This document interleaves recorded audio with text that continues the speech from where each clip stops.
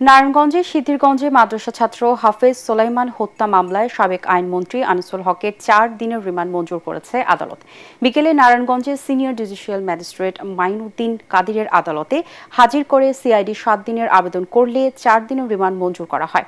নারায়ণগঞ্জ আদালতের পুলিশ পরিদর্শক কাইয়ুম খান বিষয়টি নিশ্চিত করেন। এর আগে কেন্দ্রীয় কারাগার থেকে তাকে নারায়ণগঞ্জ আদালতে নেওয়া হলে বিএনপিপন্থী আইনজীবীরা আনিসুল হককে হেনস্থা করেন।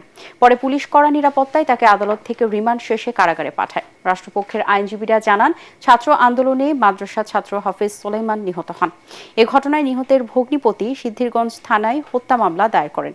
এ মামলায় সাবেক আইনমন্ত্রী আনিসুল হককে 3 নম্বর আসামি করা হয়।